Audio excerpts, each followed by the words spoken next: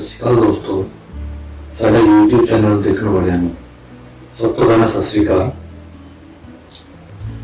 ਜਿਵੇਂ ਕਿ ਅਸੀਂ ਆਪਣੇ Facebook ਪੇਜ ਤੇ ਦੱਸਿਆ ਸੀ ਕਿ ਮੁਲਾਜ਼ਮਾਂ ਦੇ ਨਾਲ ਅਸੀਂ ਅੱਗੇ ਤੋਂ ਵੀਡੀਓ ਦੇ ਰਾਹੀਂ ਵੀ ਜਾਣਕਾਰੀਆਂ ਸਾਂਝੀਆਂ ਕਰਨ ਦਾ ਸਿਲਸਿਲਾ ਸ਼ੁਰੂ ਕਰਾਂਗੇ। ਸੋ ਇਸੇ ਤਹਿਤ ਅੱਜ ਪਹਿਲੀ ਕੋਸ਼ਿਸ਼ ਹੈ ਕਿ ਆਪ ਜੀ ਨੂੰ ਸਰਕਾਰੀ ਸੇਵਾ ਦੇ ਨਾਲ ਸੰਬੰਧਿਤ ਵੱਖ-ਵੱਖ ਤਰ੍ਹਾਂ ਦੇ ਨਿਯਮ, ਰੂਲ, ਹਦਾਇਤਾਂ ਉਹਨਾਂ ਬਾਰੇ ਜਾਣੂ ਕਰਵਾਈਏ।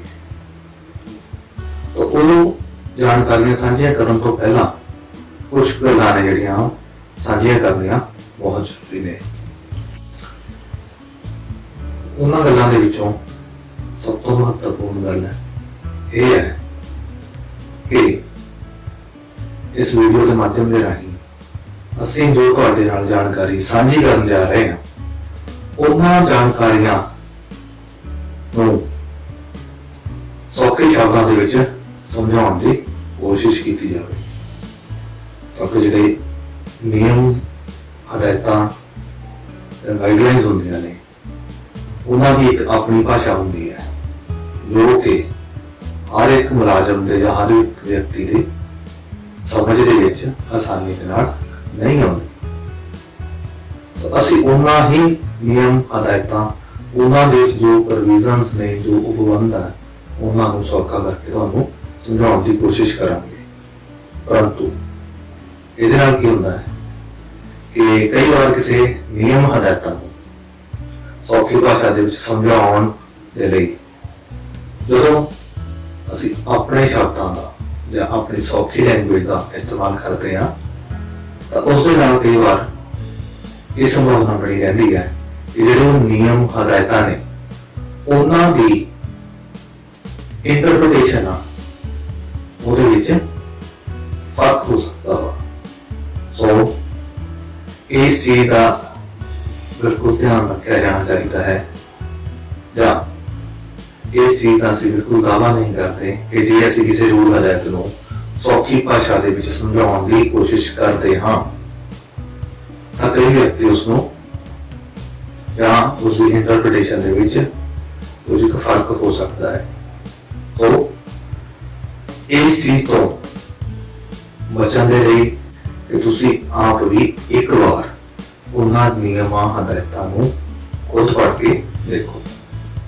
ਕਿਉਂਕਿ ਅਸੀਂ ਆਪਣੇ ਵੀਡੀਓ ਦੇ ਨਾਲ ਜਿਹੜੇ ਵੀ ਨਿਯਮ, ਹਦਾਇਤਾਂ ਨੂੰ ਐਕਸਪਲੇਨ ਕਰਿਆ ਕਰਾਂਗੇ, ਸਮਝਾਇਆ ਕਰਾਂਗੇ, ਜਿਸ ਤੇ ਵੀਡੀਓ ਤਿਆਰ ਕਰਾਂਗੇ, ਉਸ ਦੀ PDF ਜਾਂ ਉਸ ਦੀ ਵਰਡ ਫਾਈਲ ਆ ਜੋ ਤੁਹਾਡੇ ਨਾਲ ਸਾਂਝੀ ਕਰਿਆ ਕਰਾਂਗੇ।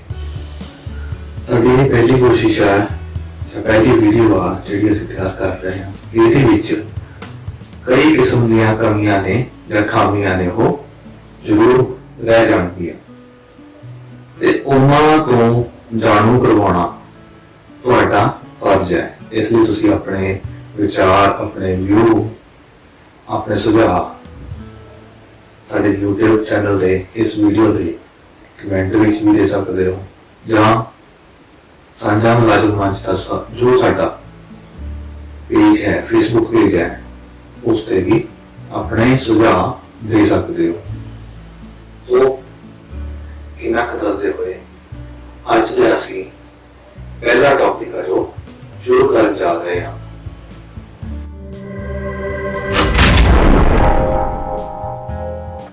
ਹਾਂਜੀ ਦੋਸਤੋ, ਸਵਾਗਤ ਹੈ ਸਾਡੇ YouTube ਚੈਨਲ ਤੇ, ਜਿਸ ਦੇ ਰਾਹੀਂ ਅੱਜ ਅਸੀਂ ਪਹਿਲਾ ਟੌਪਿਕ ਸਾਂਝਾ ਕਰਨ ਜਾ ਰਹੇ ਹਾਂ। ਸਾਡਾ ਅੱਜ ਦਾ ਜੋ ਟੌਪਿਕ ਹੈ ਕਾਮਨ ਕੰਡੀਸ਼ਨ ਰੂਲ। ਸੌਖੀ ਭਾਸ਼ਾ ਦੇ ਵਿੱਚ ਆਪਾਂ, ਆਮ ਬੋਲਚਾਲ ਦੀ ਭਾਸ਼ਾ ਦੇ ਵਿੱਚ ਆਪਾਂ ਇਹਨਾਂ ਨੂੰ ਕਾਮਨ ਕੰਡੀਸ਼ਨ ਰੂਲ ਕਹਿੰਦੇ ਹਾਂ। ਪਰੰਤੂ ਜੋ ਇਸਦਾ ਪੂਰਾ ਨਾਮ ਹੈ, ਤਾਂ ਪੂਰਾ ਨਾਮ ਅਸੀਂ ਤੁਹਾਨੂੰ ਇਹਨਾਂ ਦੇ ਲਿਖਾ ਵੀ ਰਹੇ ਹਾਂ। ਪੂਰਾ ਨਾਮ ਹੈ ਦੀ Punjab civil services general and common conditions of service rules 1994। ਤੇ ਜਿੱਥੋਂ ਅਸੀਂ ਇਹ ਤੁਹਾਡੇ ਨਾਲ ਇਹ ਸਾਂਝੇ ਕਰ ਰਹੇ ਹਾਂ, ਇਹਨਾਂ ਰੂਲਾਂ ਦੇ 30 ਸਤੰਬਰ 2016 ਤੱਕ ਜੋ ਅਮੈਂਡਮੈਂਟ ਹੋਈਆਂ ਨੇ ਉਹ ਇਹਨਾਂ ਰੂਲਾਂ ਦੇ ਵਿੱਚ ਸ਼ਾਮਲ ਕੀਤੀਆਂ ਗਈਆਂ ਨੇ। ਤਾਂ ਇੱਕ ਗੱਲ ਇੱਥੇ ਧਿਆਨ ਰੱਖੋ ਕਿ 30 ਸਤੰਬਰ 2016 ਤੋਂ ਬਾਅਦ ਇਸ ਦੇ ਵਿੱਚ ਜੋ ਵੀ ਅਮੈਂਡਮੈਂਟ ਹੋਈਆਂ ਨੇ ਸਾਡੇ ਕੋਲ ਜੋ ਉਪਲਬਧ ਹੈ। ਪਹਿਲੀ ਅਮੈਂਡਮੈਂਟ ਇਸ ਦੇ ਵਿੱਚ 4 ਅਕਤੂਬਰ 2017 ਨੂੰ ਹੋਈ ਸੀ। ਤਾਂ ਕੋਈ ਵੀ ਰੂਲ ਹਦਾਇਤ ਜਦੋਂ ਅਸੀਂ ਪੜ੍ਹਦੇ ਹਾਂ, ਸਿਰਫ ਰੂਲ ਹਦਾਇਤ ਜਦੋਂ ਛਪਦੇ ਆ ਉਹ ਸਾਡੇ ਕੋਲ ਆ ਜਾਂਦੇ ਆ, ਉਸ ਨੂੰ ਹੀ ਪੜ੍ਹ ਕੇ ਅਸੀਂ ਪੂਰੇ ਟੌਪਿਕ ਨੂੰ ਨਹੀਂ ਸਮਝ ਸਕਦੇ। ਜਿੰਨਾ ਚਿਰ ਉਸ ਦੇ ਵਿੱਚ ਜੋ ਬਾਅਦ ਦੇ ਵਿੱਚ ਸੋਧਾਂ ਤਬਦੀਲੀਆਂ ਅਮੈਂਡਮੈਂਟ ਹੋਈਆਂ ਨੇ, ਜੇ ਉਹਨਾਂ ਬਾਰੇ ਵੀ ਅਸੀਂ ਜਾਣਨਾ ਨਹੀਂ ਪਾਉਂਦੇ। ਤਾਂ ਹੁਣ ਸ਼ੁਰੂ ਕਰਦੇ ਹਾਂ ਜੀ। ਇਹਨਾਂ ਰੂਲ ਦੇ ਵਿੱਚ ਜੋ ਮੋਟੇ ਤੌਰ ਤੇ ਸਿੱਖਣ ਵਾਲੀਆਂ ਜਾਂ ਫਿਰ ਹਰ ਇੱਕ ਅਪਲਾਈ ਦੇ ਧਿਆਨ ਵਿੱਚ ਰੱਖਣ ਵਾਲੇ ਜੋ ਰੂਲ ਹੈ ਉਹਨਾਂ ਦੇ ਬਾਰੇ ਅਸੀਂ ਦੱਸਾਂਗੇ। ਸਭ ਤੋਂ ਪਹਿਲਾਂ ਇਹਦਾ ਮਹੱਤਵਪੂਰਨ ਜਿਹੜੀਆਂ ਗੱਲਾਂ ਨੇ ਅਸੀਂ ਉਹੀ ਪੁਆਇੰਟਸ ਆ ਸਾਂਝੇ ਕਰਾਂਗੇ। ਬਾਕੀ ਨੇ ਜੋ ਉਹ ਤੁਸੀਂ ਆਪ ਪੜ੍ਹ ਕੇ ਵੀ ਆਸਾਨੀ ਦੇ ਨਾਲ ਸਮਝ ਸਕਦੇ ਹੋ, ਜਾਂ ਬਾਕੀ ਜੋ ਚੀਜ਼ਾਂ ਅਸੀਂ ਐਕਸਪਲੇਨ ਨਹੀਂ ਕਰਾਂਗੇ ਉਹ ਇਹਨਾਂ ਦੀਆਂ ਨਹੀਂ ਹੁੰਦੀਆਂ। ਸੋ ਇਹਨਾਂ ਰੂਲਾਂ ਦੇ ਵਿੱਚ ਸਭ ਤੋਂ ਪਹਿਲਾਂ ਜੋ ਦੱਸਿਆ ਗਿਆ ਹੈ ਉਸ ਦੇ ਵਿੱਚ ਸਭ ਤੋਂ ਪਹਿਲਾਂ ਇਹਦਾ ਸ਼ਾਰਟ ਟਾਈਟਲ, ਕਮੈਂਸਮੈਂਟ ਐਂਡ ਐਪਲੀਕੇਸ਼ਨ ਇਹ ਦੱਸਿਆ ਹੈ ਕਿ ਰੂਲਾਂ ਦਾ ਟਾਈਟਲ ਕੀ ਹੈ, ਸਿਰਲੇਖ ਕੀ ਹੈ, ਇਹ ਕਦੋਂ ਤੋਂ ਲਾਗੂ ਨੇ ਤੇ ਇਹ ਕਿੰਨਾ ਤੇ ਲਾਗੂ ਨੇ। ਸਾਰੀਆਂ ਗੱਲਾਂ ਵਿੱਚ ਤੁਸੀਂ ਆਮ ਸਮਝ ਸਕਦੇ ਹੋ। ਮਹੱਤਵਪੂਰਨ ਗੱਲ ਇਹ ਹੈ ਕਿ ਇਹ ਜਿਹੜੇ ਕਾਮਨ ਕੰਡੀਸ਼ਨ ਰੂਲਸ ਨੇ ਉਹ ਗਰੁੱਪ A, ਗਰੁੱਪ B ਤੇ ਗਰੁੱਪ C ਦੇ ਜਿਹੜੇ ਮੁਲਾਜ਼ਮ ਨੇ, ਅਧਿਕਾਰੀ ਜਾਂ ਕਰਮਚਾਰੀ ਨੇ, ਉਹਨਾਂ ਦੇ ਉੱਪਰ ਲਾਗੂ ਨੇ। ਗਰੁੱਪ D ਦੇ ਉੱਪਰ ਇਹ ਜਿਹੜੇ ਰੂਲ ਨੇ ਇਹ ਨਹੀਂ ਲਾਗੂ। ਤੋਂ ਗਰੁੱਪ A, B, C ਇਹਨਾਂ ਦੇ ਉੱਪਰ ਇਹ ਜਿਹੜੇ ਰੂਲ ਨੇ ਲਾਗੂ ਨੇ। ਇਹ ਤਾਂ ਸੀ ਰੂਲਾਂ ਦੇ ਵਿੱਚ ਅਸੀਂ ਜੋ ਦੱਸਿਆ। ਹੁਣ ਮਹੱਤਵਪੂਰਨ ਗੱਲ ਇਹ ਹੈ ਕਿ ਇਹਨਾਂ ਰੂਲਾਂ ਦਾ ਜਿਵੇਂ ਨਾਮ ਤੋਂ ਹੀ ਸਪਸ਼ਟ ਹੁੰਦਾ ਹੈ, ਕਾਮਨ ਕੰਡੀਸ਼ਨ ਰੂਲ,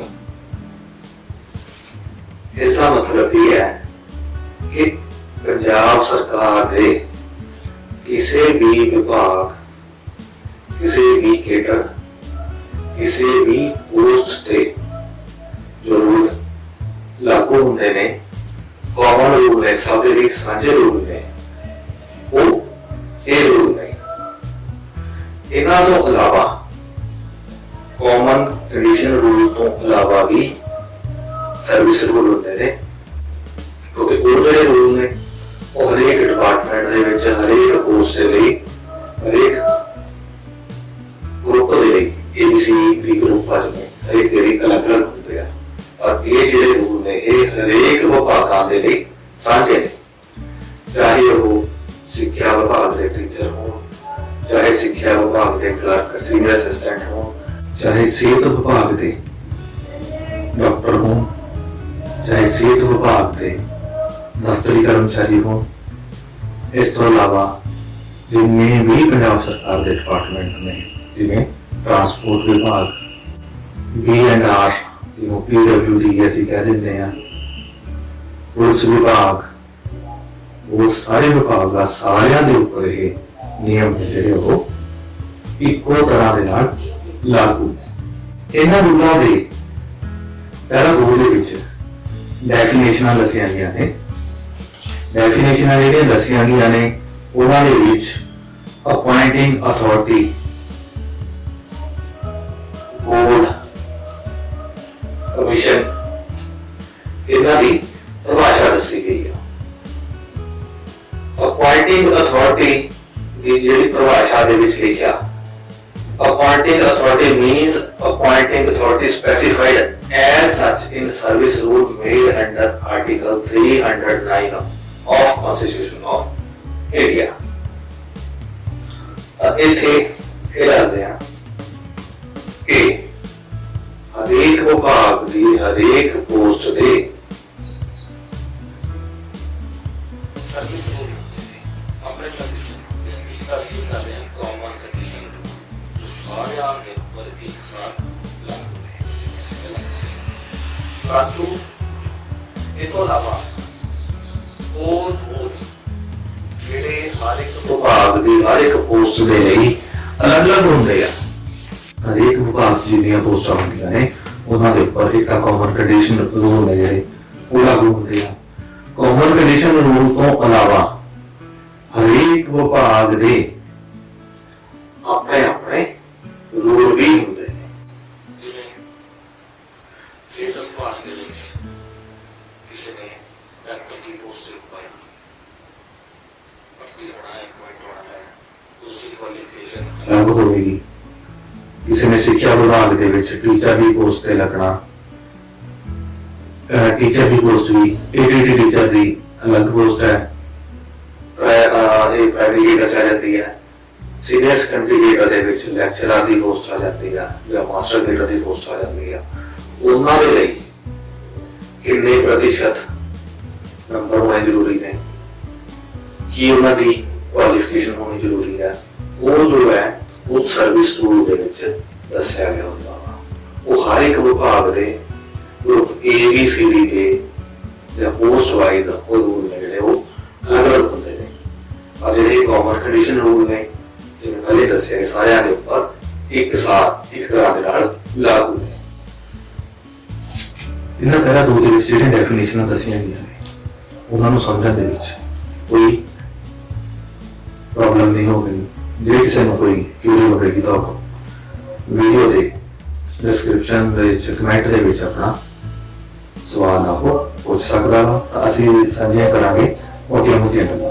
ਉਹਦੇ ਵਿੱਚ ਪਹਿਲੀ ਜਦੋਂ ਅਸੀਂ ਸ਼ੁਰੂ ਕਰਨ ਜਾ ਰਹੇ ਹਾਂ ਇਹਦੇ ਵਿੱਚ ਡੈਫੀਨੇਸ਼ਨਾਂ ਦੇ ਵਿੱਚ ਦੱਸਿਆ ਗਿਆ ਕਿ ਪਹਿਲਾ ਦੋ ਦੇ ਐਚ ਦੇ ਵਿੱਚ ਦੱਸਿਆ ਸਰਵਿਸ ਰੂਲ। ਸਰਵਿਸ ਰੂਲ ਕੀ ਹੁੰਦੇ ਨੇ? ਸਰਵਿਸ ਰੂਲ ਦੀ ਜੋ ਡੈਫੀਨੇਸ਼ਨ ਪੂਰਾ ਦੇ ਵਿੱਚ ਦੱਸੀ ਗਈ ਆ ਉਹ ਕੀ ਹੈ ਉਹ ਤੁਹਾਨੂੰ ਦੱਸਦੇ ਹਾਂ। ਤਾਂ ਸਰਵਿਸ ਰੂਲ ਦੇ ਬਾਰੇ ਇਹਦੇ ਵਿੱਚ ਸਪਸ਼ਟ ਲਿਖਿਆ ਗਿਆ ਹੈ।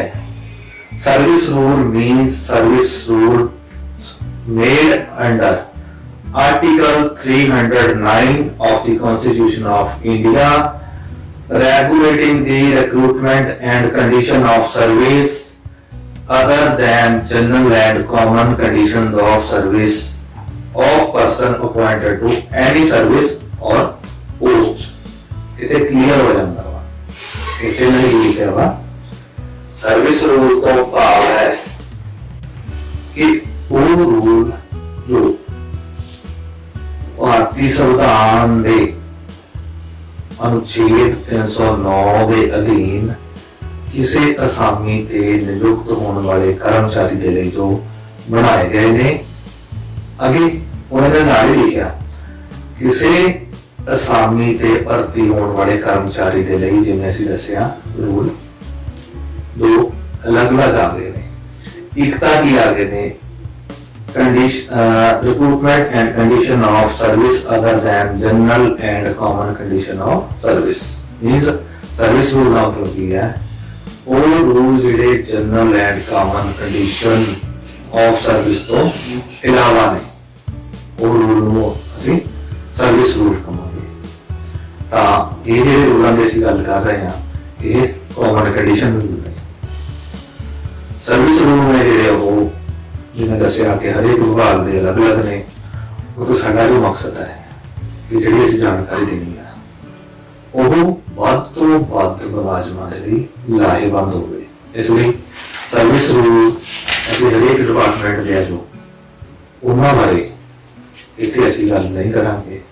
वो किसी दिन असीं किसी एक डिपार्टमेंट के किसी एक पोस्ट के जिहड़े रूल ने एक बार उन्होंने एक्सप्लेन कर देवांगे ताकि तुसीं तुहाडे अपने विभाग के तुहाडी अपनी पोस्ट के जिहड़े सर्विस रूल आ तुसीं उन्हां नूं समझ सको। अगे असीं जिहड़े रूल की गल कर रहे हैं तीजा रूल है nationality domicile and character of the person appointed to the service. कोई भी व्यक्ति आ सरकारी पोस्ट तां ही भर्ती हो सकदा वा जेकर वो ਭਾਰਤ ਦਾ ਨਾਗਰਿਕ ਹੋਵੇ ਜਾਂ ਨੇਪਾਲ ਦਾ ਨਾਗਰਿਕ ਹੋਵੇ ਜਾਂ ਭੂਟਾਨ ਦਾ ਨਾਗਰਿਕ ਹੋਵੇ, ਇਹ ਜਿਹੜੀਆਂ ਗੱਲਾਂ ਨੇ ਸਮਝਣੀਆਂ ਇਹ ਕੋਈ ਨਹੀਂ ਔਖੀਆਂ ਨਹੀਂ ਆ। ਤੁਸੀਂ ਪੜ੍ਹ ਕੇ ਆਸਾਨੀ ਦੇ ਨਾਲ ਇਹਨਾਂ ਨੂੰ ਸਮਝ ਸਕਦੇ ਹੋ। ਇਹਨਾਂ ਰੂਲਾਂ ਦੇ ਵਿੱਚ ਲਿਖਿਆ ਹੋਇਆ person belonging to any category ਜਿਹੜੀਆਂ ਅਸੀਂ ਉੱਪਰ ਲਿਖੀਆਂ ਨੇ ABCD ਜਿਵੇਂ ਅਸੀਂ ਦੱਸਿਆ ਨੇ, ਉਹ ਕਿੱਥੋਂ ਦਾ ਨਾਗਰਿਕ ਹੋਵੇ, ਭਾਰਤ ਦਾ, ਨੇਪਾਲ ਦਾ, ਭੂਟਾਨ ਦਾ ਜਾਂ ਤਿੱਬਤਨ ਰਿਫਿਊਜੀ ਹੋਵੇ, ਉਹਨਾਂ ਦੇ ਲਈ ਅੱਗੇ ਇਹਨਾਂ ਨੇ ਲਿਖਿਆ ਵਾ person belonging to any category B, C, D, E shall be person whom a favorite certificate of eligibility has been given by the government of Punjab in the Department of Home Affairs and Justice। मतलब कि पंजाब सरकार की नौकरी ਦੇ ਵਿੱਚ ਜੇ ਕੋਈ ਮੁਲਾਜ਼ਮ ਆਉਂਦਾ ਵਾ ਜਿਹੜਾ ਭਾਰਤ ਦਾ ਨਾਗਰਿਕ ਨਹੀਂ ਹੈ, ਉਹਦੇ ਲਈ Department of Home Affairs and Justice ਵੱਲੋਂ ਇੱਕ ਕਰੈਕਟਰ ਸਰਟੀਫਿਕੇਟ ਆ ਜਿਹੜਾ ਹੋਊਗਾ ਜ਼ਰੂਰੀ ਹੈ। ਇਹਦਾ ਮਤਲਬ ਕੀ ਹੈ ਕਿ ਸਰਕਾਰੀ ਨੌਕਰੀ ਦੇ ਵਿੱਚ ਆਉਣ ਤੋਂ ਪਹਿਲਾਂ ਉਹ ਵਿਅਕਤੀ ਜਿਹੜੇ ਭਾਰਤ ਦੇ ਨਾਗਰਿਕ ਨਾ ਹੋ ਕੇ ਨੇਪਾਲ, ਭੂਟਾਨ ਜਾਂ ਤਿੱਬਤ ਦੇ ਰਿਫਿਊਜੀ ਆ, ਉਹਨਾਂ ਦੇ ਲਈ ਇੱਕ ਕਰੈਕਟਰ ਸਰਟੀਫਿਕੇਟ ਹੋਣਾ ਜ਼ਰੂਰੀ ਹੈ। ਇਹ ਜਿਹੜਾ ਡਿਪਾਰਟਮੈਂਟ ਦੱਸਿਆ ਵਾ, department of home affairs and justice, ਕਈ ਨੂੰ ਨਹੀਂ ਪਤਾ ਹੋਣਾ ਕਿ ਡਿਪਾਰਟਮੈਂਟ ਦਾ ਸਿੰਬਲ ਭਾਸ਼ਾ ਵਿੱਚ ਚਾਹੀਦਾ ਹੈ ਪੁਲਿਸ ਡਿਪਾਰਟਮੈਂਟ ਦਾ। ਮਤਲਬ ਕਿ ਭਾਰਤ ਤੋਂ ਇਲਾਵਾ ਜੇ ਕਿਸੇ ਹੋਰ ਜਿਹੜੇ ਕਿ ਅਸੀਂ ਦੱਸੇ ਨੇ ਦੇਸ਼ ਨੇਪਾਲ, ਭੂਟਾਨ, ਤਿੱਬਤ ਰਿਫਿਊਜੀ ਨੇ, ਉਹਨਾਂ ਨੇ ਪੰਜਾਬ ਸਰਕਾਰ ਦੀ ਸਰਵਿਸ ਦੇ ਵਿੱਚ ਆਉਣਾ ਵਾ, ਤਾਂ ਉਹਨਾਂ ਦੇ ਲਈ ਪੁਲਿਸ ਡਿਪਾਰਟਮੈਂਟ ਦਾ ਜਾਂ department of home affair and justice the certificate ਹੋਣਾ ਜ਼ਰੂਰੀ ਹੈ। ਅੱਗੇ ਜੀ ਚੌਥਾ ਰੂਲ ਆ ਜਾਂਦਾ ਡਿਸਕੁਆਲੀਫਿਕੇਸ਼ਨ, ਕਿ ਕੋਈ ਵੀ ਮੁਲਾਜ਼ਮ ਦਾ ਕੋਈ ਵੀ ਵਿਅਕਤੀ ਸਰਕਾਰੀ ਨੌਕਰੀ ਦੇ ਲਈ ਅਯੋਗ ਕਦੋਂ ਹੁੰਦਾ ਵਾ। ਤਾਂ ਇਹਦੇ ਵਿੱਚ ਰੂਲ ਦੇ ਵਿੱਚ ਦਰਸਾਇਆ ਹੈ ਨੋ ਪਰਸਨ, ਅੱਗੇ ਪੁਆਇੰਟ ਦਿੱਤੇ ਹੋਏ ਨੇ A B, no person, point A है, who has entered into or contracted a marriage with a person having spouse living, मतलब कि कोई भी ਅਜਿਹਾ ਵਿਅਕਤੀ ਜੋ ਕਿਸੇ ਦੂਸਰੇ ਅਜਿਹੇ ਵਿਅਕਤੀ ਦੇ ਨਾਲ ਵਿਆਹ ਕਰਵਾਉਂਦਾ ਜਿਸ ਦਾ ਪਹਿਲਾਂ ਤੋਂ ਹੀ ਸਪਾਊਸ ਹੋਵੇ। ਸਪਾਊਸ ਮਤਲਬ ਪਤੀ ਜਾਂ ਪਤਨੀ। इसका भाव यह है कि सरकारी मुलाजम ਜਾਂ ਫਿਰ ਵਿਅਕਤੀ ਜਿਹਨੇ ਸਰਕਾਰੀ ਜੌਬ ਦੇ ਵਿੱਚ ਆਉਣਾ ਵਾ, ਨੌਕਰੀ ਦੇ ਵਿੱਚ ਆਉਣਾ ਵਾ, ਉਹ ਡਿਸਕੁਆਲੀਫਾਈ ਹੋਊਗਾ ਜੇਕਰ ਉਹ ਕਿਸੇ ਅਜਿਹੇ ਵਿਅਕਤੀ ਦੇ ਨਾਲ, ਅਤੇ ਇਸ ਐਗਜ਼ਾਮਪਲ ਲੈਂਦੇ ਆ ਕਿ ਜੇ ਕੋਈ ਪੁਰਸ਼ ਕਿਸੇ ਅਜਿਹੀ ਔਰਤ ਦੇ ਨਾਲ ਵਿਆਹ ਕਰਵਾਉਂਦਾ ਜੋ ਕਿ ਪਹਿਲਾਂ ਤੋਂ ਹੀ ਮੈਰਿਡ ਆ, ਤਾਂ ਉਹ ਸਰਕਾਰੀ ਨੌਕਰੀ ਤੋਂ ਡਿਸਕੁਆਲੀਫਾਈ ਹੋ ਜਾਂਦਾ। ਇਹਦਾ ਹੀ ਦੂਸਰਾ ਪੁਆਇੰਟ ਹੈ ਜੀ, who having a spouse living has entered into or contracted a marriage with any person shall be eligible for appointment to the service।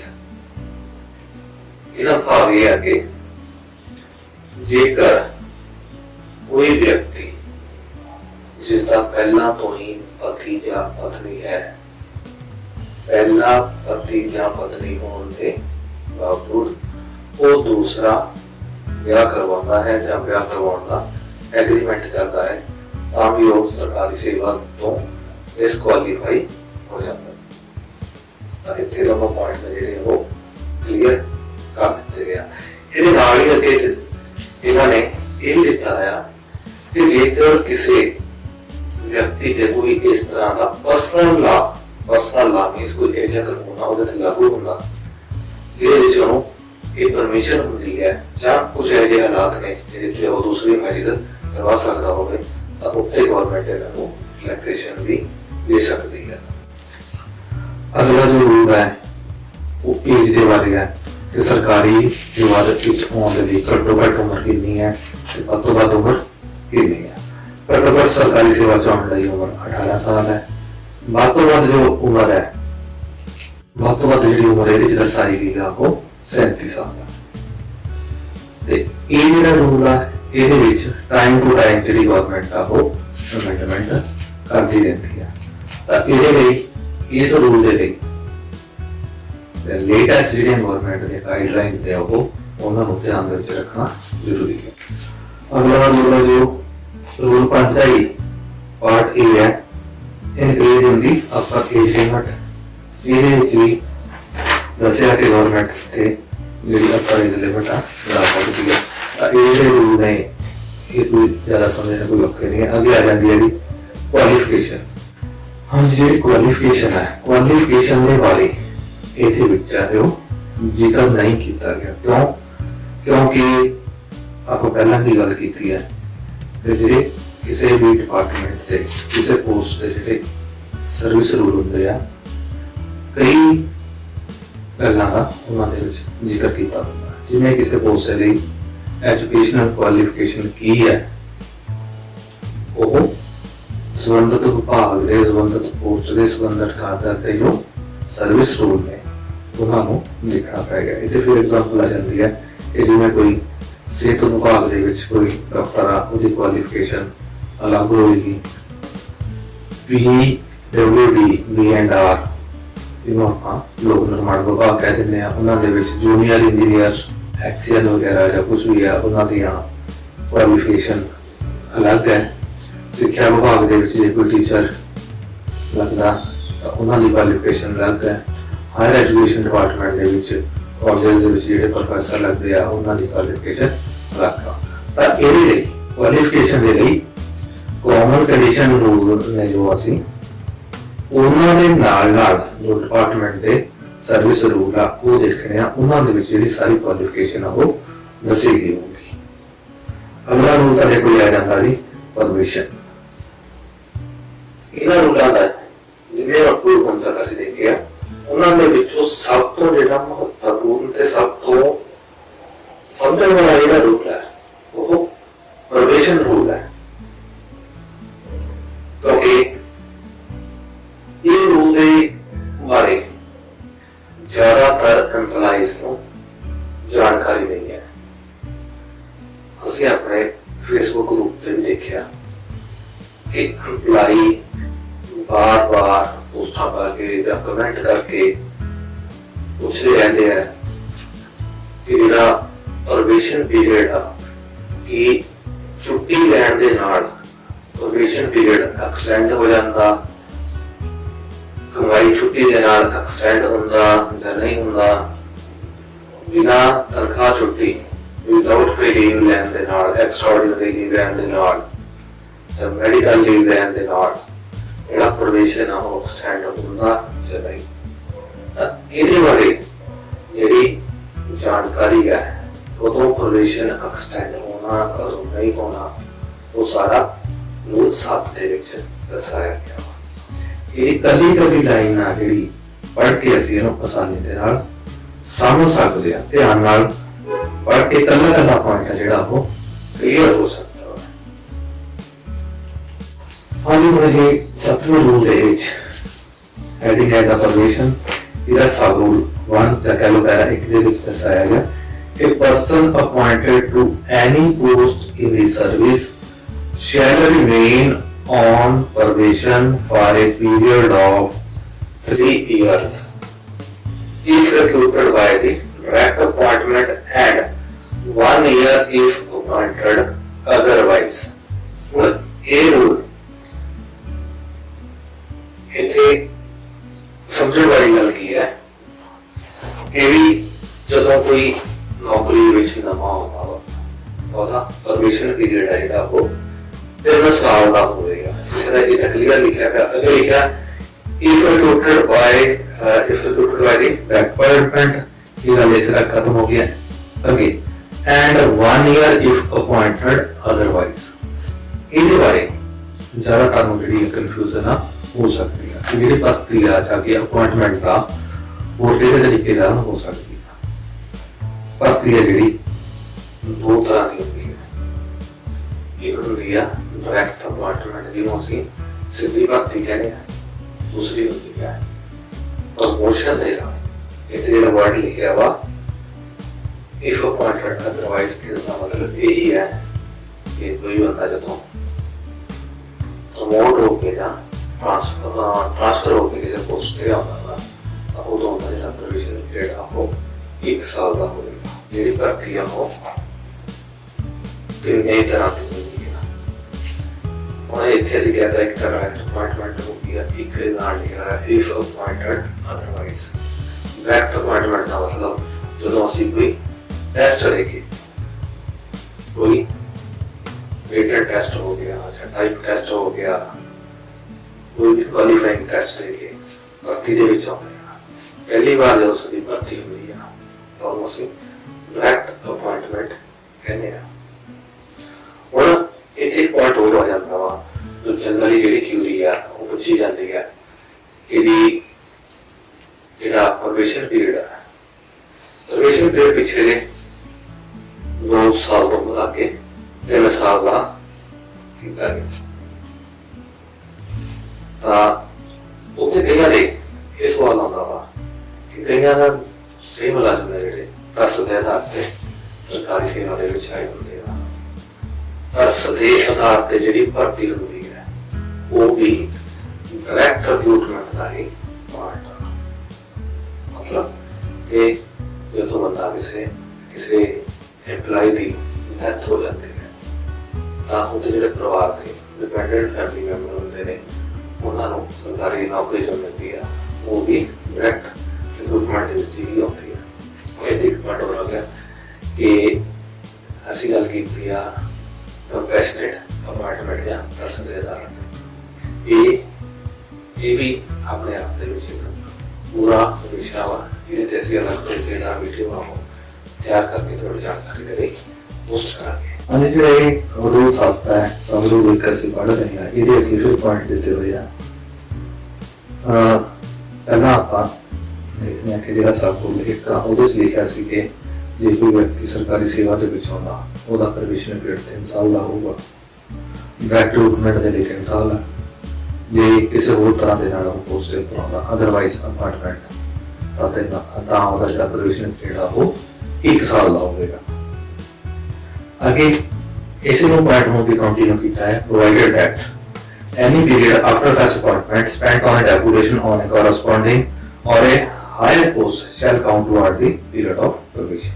मतलब कि अपॉइंटमेंट होने तो बाद जे कोई व्यक्ति किसी डेपुटेशन ते जाता वा या हायर पोस्ट के ऊपर काम करता वा ਤਾਂ ਵੀ ਉਹਦੀ ਜਿਹੜੀ ਸਰਵਿਸ ਆ ਤਾਂ ਵੀ ਉਹਦੀ ਕੀਤੀ ਹੋਈ ਜਿਹੜੀ ਨੌਕਰੀ ਆ ਉਹ ਪ੍ਰੋਬੇਸ਼ਨ ਪੀਰੀਅਡ ਦੇ ਵਿੱਚ ਕਾਊਂਟ ਹੋਵੇ। ਅਗਲਾ ਪੁਆਇੰਟ ਆ in the case of appointment by transfer any period of work on an equivalent or higher rank prior to the appointment to the service may in discussion of the appointing authority be allowed to count towards the period of probation। क्योंकि कि जे कोई व्यक्ति by transfer आता वा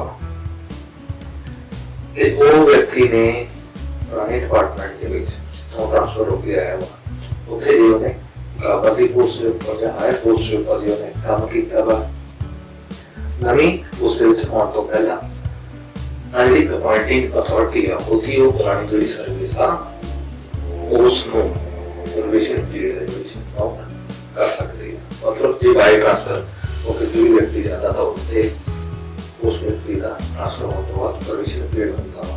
और ये जो probation period है तो ਜਿਹੜੀ अपॉइंटिंग अथॉरिटी है जो नियुक्त करने वाले अथॉरिटी है ਤਾਂ ਉਸ ਨੂੰ ਪਾਵਰ ਹੈ ਕਿ ਉਸ ਦੀ ਪਿਛਲੀ ਸਰਵਿਸ ਆ ਇਸ ਪੁਰਾਣੀ ਪੋਸਟ ਆ ਜਿਹੜੀ ਇਥੋਂ ਟ੍ਰਾਂਸਫਰ ਹੋ ਕੇ ਆਇਆ ਵਾ ਉਹਨੂੰ ਵੀ ਉਹ ਪ੍ਰੋਬੇਸ਼ਨ ਦੇ ਵਿੱਚ ਕਾਊਂਟ ਕਰ ਸਕਦੇ ਆ। ਕੰਪਲਸ਼ਨ ਨਹੀਂ ਹੈ, ਇਹ ਕਰ ਸਕਦੇ ਆ। अगला पॉइंट आ जाता है any period of officiating appointment to the service shall be reckoned as period spent on probation। ये ਜਿਹੜਾ पॉइंट है आम तौर पे ਇਹਦੀ ਜਿਹੜੀ एग्जांपल आ देखने ਵਿੱਚ बहुत ਘੱਟ ਆਉਂਦੀ ਹੈ, ਪਰ ਪਿੱਛੇ ਜੇ ਐਜੂਕੇਸ਼ਨ ਡਿਪਾਰਟਮੈਂਟ ਦੇ ਵਿੱਚ SSA ਰਮਸਾ ਦੇ ਵਿੱਚ ਟੀਚਰ ਸੀ 8886 ਕੁਛ ਇੰਨੀਆਂ ਪੋਸਟਾਂ ਸੀ। ਕਈ ਸਾਲ ਉਹਨਾਂ ਨੇ ਸਰਵ ਸਿੱਖਿਆ ਅਭਿਆਨ ਅਥਾਰਟੀ ਦੇ ਵਿੱਚ ਕੰਮ ਕੀਤਾ ਸੀ। ਉਹਨਾਂ ਦਾ ਜੋ ਪ੍ਰੋਬੇਸ਼ਨ ਪੀਰੀਅਡ ਸੀ, ਪ੍ਰੋਬੇਸ਼ਨ ਪੀਰੀਅਡ ਦੇ ਵਿੱਚ ਕੋਈ रिलैक्सेशन दी गई सी तो उत्थे यही जो रूल आ वो अप्लाई किया गया सी। ये रूल अप्लाई करके ही उन्होंने प्रोबेशन पीरियड आ जिहड़ा वो दे विच थोड़ी रिलैक्सेशन दी गई सी। अगे रूल आ जांदा रूल 7 प्रोबेशन दा पहले पॉइंट दा डी पॉइंट जिहड़ा कि सब तो इंपॉर्टेंट है। ये क्लियरली लिखा होया any kind of leave not exceeding 6 months during और at the end of period of probation shall be counted toward the period of probation. बहुत सिंपल है पर हर एक इंपलाई नूं एक भुलेखा रहिंदा वा जिहदे सब तो वध जिहड़ियां क्यूरीज ने फेसबुक ग्रुप ते आईयां ने कि जेकर असी प्रोबेशन पीरियड दे विच महीने 2 महीने 3 महीने की छुट्टी लैंदे हां तां कि साडा प्रोबेशन एक्सटेंड होऊगा। इत्थे क्लीयरली लिखिया होया any kind of leave not exceeding 6 months during और at the end of probation period shall be counted towards the period of probation. तो इसका मतलब आ किसी तरह की छुट्टी लै लो पर वह छुट्टी है जी 6 महीने तो घट होनी चाहिए है। तुहाडा प्रोबेशन पीरियड आ एक्सटेंड नहीं होगा। 6 महीने तो उपर प्रोबेशन पीरियड च जिन्नी भी छुट्टी लाओगे उन्ना जिहड़ा प्रोबेशन पीरियड आ एक्सटेंड हो जाऊगा। जे 6 महीने तो उपर 10 दिन की छुट्टी लाओगे 10 दिन का प्रोबेशन आ एक्सटेंड हो जाऊगा। 1 महीने की छुट्टी लवांगे तो 1 महीने का प्रोबेशन पीरियड एक्सटेंड हो जाऊगा। छुट्टी चाहे विद पे हो चाहे विदाउट पे तो 6 महीने तक की छुट्टी प्रोबेशन दे विच काउंट होनी ही होनी है। 6 महीने तो ऊपर जे छुट्टी होगी तो ही आ जिहड़ा प्रोबेशन एक्सटेंड होगा। अगे जी आ जाता रूल 7 का सब रूल यही महत्वपूर्ण है। लिखा गया कि if in the opinion of the appointing authority the work or the conduct of a person during the period of probation is not satisfactory or if he has failed to pass the departmental examination if any prescribed in the service rule within a period not exceeding 1.5 years from the date of appointment it may। ਹੁਣ ਇਹਦਾ ਕੀ ਮਤਲਬ ਹੈ ਇਹਨੂੰ ਅੱਗੇ ਵੀ ਇਹ point ਹੈ ਜਿਹੜਾ continue ਕਰਨਾ ਸੀ ਇਹਨਾਂ ਨੂੰ ਸਮਝਾਂਗੇ कि जे कोई व्यक्ति प्रोबेशन के दौरान अपना काम अपनी ड्यूटी है नहीं सही तरीके निभाता जां जे कर्मचारी का जिहड़ा आचरण कंडक्ट वो रूलों के अनुसार नहीं है तां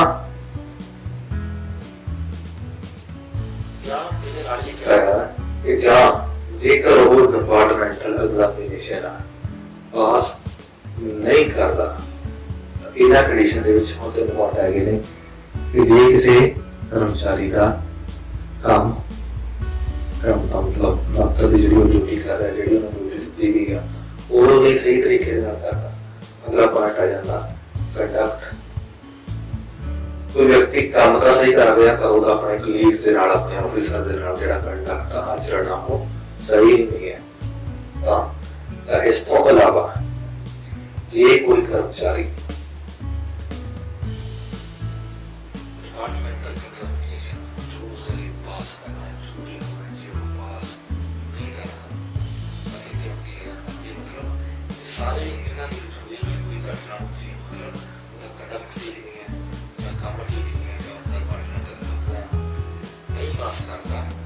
की रिजल्ट होंगे। पहला पॉइंट है if such person is recruited by the direct department upon dispense with his services or what to revert him to a post on which he had alien prior to the appointment to the service by the direct appointment।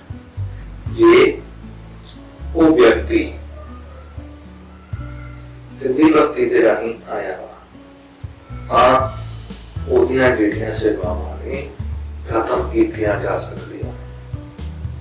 मतलब कि जदों कोई व्यक्ति probation के उपर होता है elected house की, तो उसनूं जिहड़ा अपना ध्यान काम आ ड्यूटी है वो बहुत ही जिम्मेवारी के नाल निभानी पैंदी है। अगे पॉइंट है जी,